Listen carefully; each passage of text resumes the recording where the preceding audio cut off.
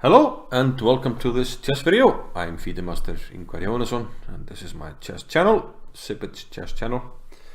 And in this video we're going to look at a game by the late William Lombardy, a grandmaster, a prominent figure in US chess, a very important figure historically.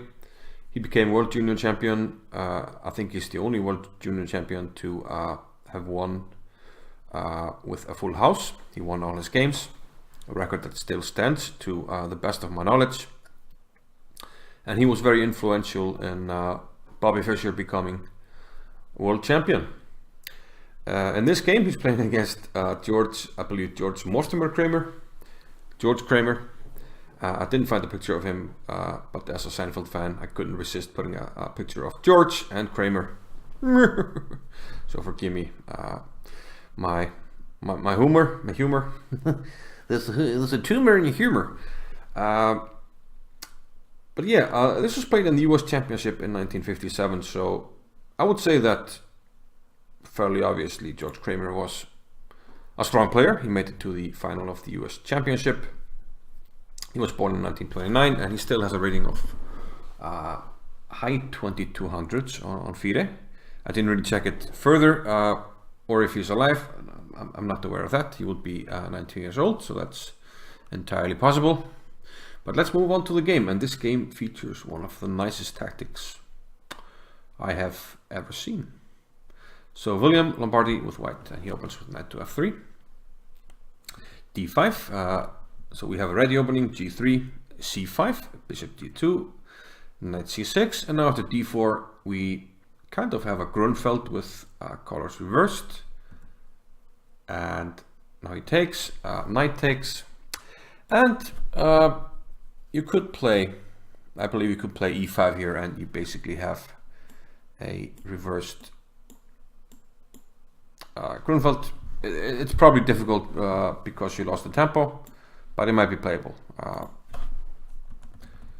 I'm not sure. Maybe we need some preparation before playing e5, but basically this is a reverse Grunfeld. In the game, George Kramer preferred knight to f6, c4 now by Lombardy, and of course if you take, then we open a diagonal, and the bishop is quite strong here. We can't do that, so queen to b6 was played, putting pressure on the knight on d4. Lombardy took on c6 and played knight c3, continuing to put pressure on this pawn.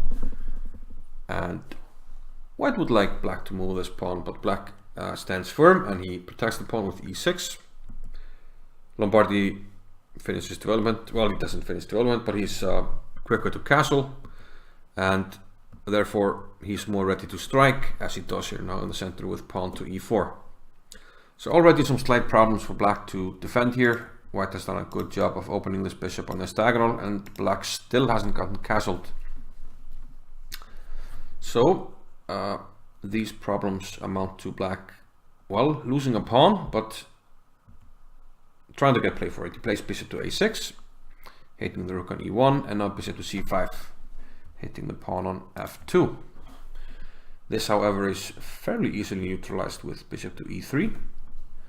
And now we're threatening knight to a4, hitting the queen and the bishop, so we have to resolve this tension by taking.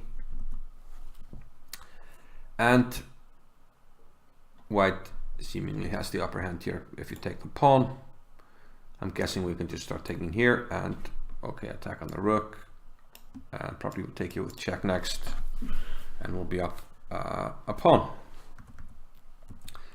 So black tried to go for play here, rook a to d8, active play, queen to b3.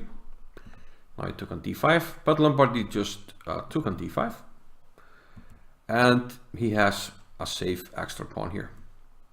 So perhaps not the most difficult game for white, but the way he concluded the game was truly spectacular. Rook d7, queen to a3, and this has a, well, not so subtle threat.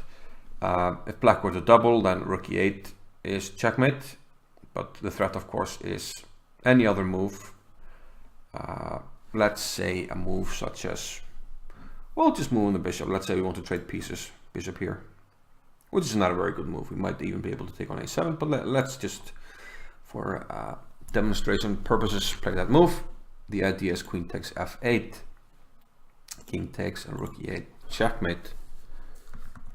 And this also works in case of h6 because you're giving the king luft from the h7 square, not from f8, so we can still take.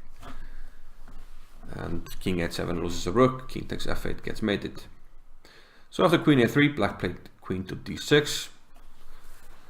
And now I've had this position, and I actually saw it on Alexander Baburin's Facebook page, but I had seen it before, tried to solve it. I had tried to solve it, and I think I failed. It's a very difficult puzzle, but you can find it with logical thinking if you use our techniques of forcing moves, checks, captures, and threats. There are several moves that are promising for white, but the best move, I think it's a great move. So, looking at checks, captures, and threats, we would like to look at a move such as bishop takes f7. Because we can't take with this rook, then the queen drops. So it seems like there should be something here, but I'm not sure there is. If we take here, rook here, and what's going on here? It's still not made, even if we give this check, king here, the queen can take. Maybe we can try a move like, no, rook d1, we just take with check, so that even doesn't work. So this doesn't work, instead of rook d1, just taking, just queen takes. And black seems to be in control here. So bishop takes f7 doesn't seem to work, and that's the first forcing move we look at.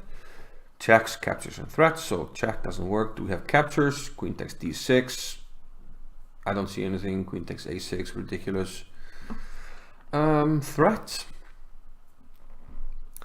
And yeah, that's the tricky part.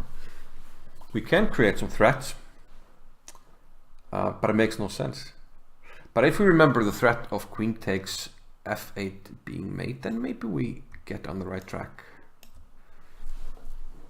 The threat that Lombardy made was to play, so spoiler alert if you haven't solved it, the solution is bishop c6.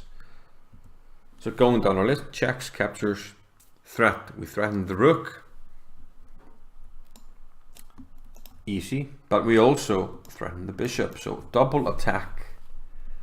And black's problem is that you can't take the bishop because of the mate threat that we already saw in another variation. So a very nice move, bishop to c6. And yeah, the other choices aren't very good. You can't attack from here because you lose your queen. And if you go here, I simply take on a6 and win the piece. So in the game, George Kramer preferred bishop to c8, which of course loses the exchange, and he quickly resigned here down the exchange on a pawn after queen to d6. Not much to play for really, and if you try to avoid the trade, you again get back rank mated. If you try something like this, for instance, I can take on f8 and give mate here. So therefore, after queen to d6, George Kramer resigned, and a very nice game by William James Lombardy. And yeah, one of the nicest moves I've seen, because it's very subtle and difficult to find, but we should be able to with the right methodology. So yeah, thanks for watching. I'll see you in another video, guys. Bye bye.